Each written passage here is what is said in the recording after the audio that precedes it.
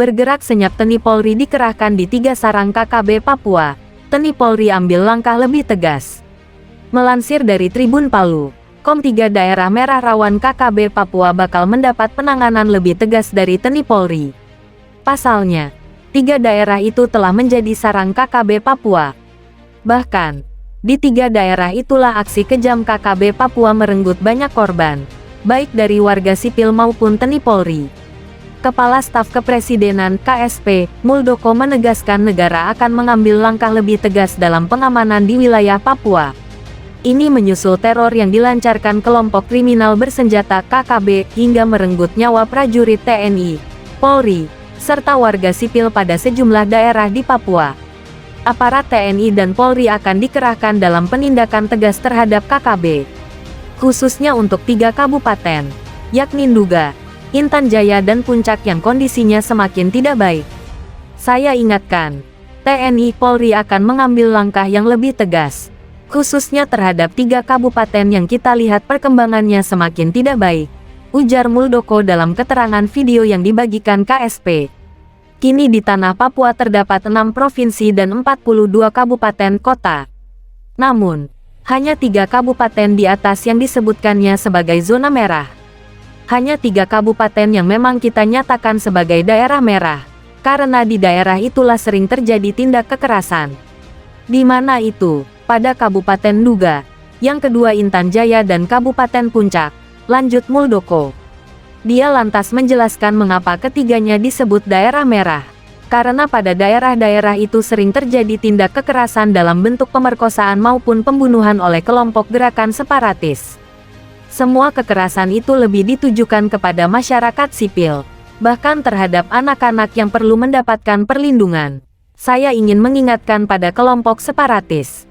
Kelompok separatis telah melakukan pelanggaran HAM yang sungguh luar biasa pada masyarakat sipil, pada perempuan, kepada anak-anak, bentuknya pembunuhan dan pemerkosaan, ungkapnya. Untuk itu saya mengingatkan TNI Polri akan mengambil langkah-langkah yang lebih tegas demi melindungi masyarakat, demi melindungi bangsa dan negara, tambah Muldoko.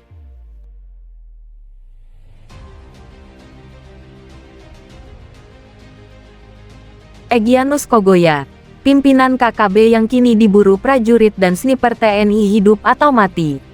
Melansir dari palopoleaks.com, kelompok kriminal bersenjata KKB, yang dipimpin Egyanus Kogoya mengancam 15 pekerja pembangunan puskesmas di distrik Paro, Nduga, Papua Pegunungan. Selain itu, Egyanus Kogoya juga membakar pesawat milik maskapai Susi Air, Pilatus Pek BPY. Dalam foto yang tersebar, Jumat tanggal 10 Februari tahun 2023, nampak Egyanus Kogoya memiliki rambut tebal berwarna hitam. Ia juga memiliki brewok dan berkulit gelap. Egyanus Kogoya tampil dengan memakai kemeja dengan bagian dalam kaos berwarna hitam dan memakai celana loreng.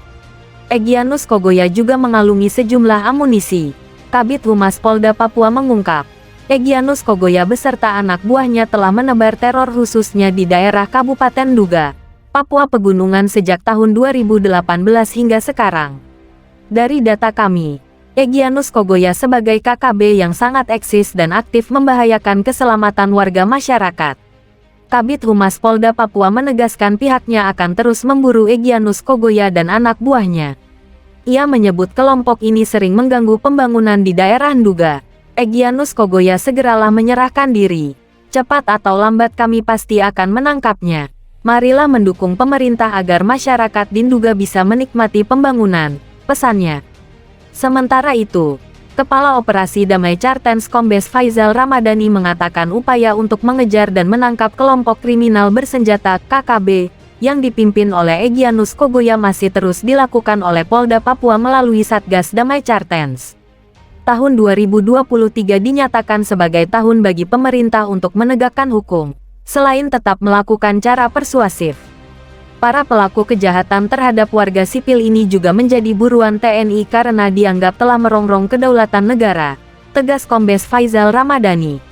Hanya dari semua kelompok yang tersebar di beberapa kabupaten dikatakan kelompok yang terbilang cukup solid adalah KKB pimpinan Egyanus Kogoya, sambungnya. Faisal menyebut kelompok Egyanus Kogoya memiliki senjata yang cukup berat dan merupakan kelompok KKB yang kuat.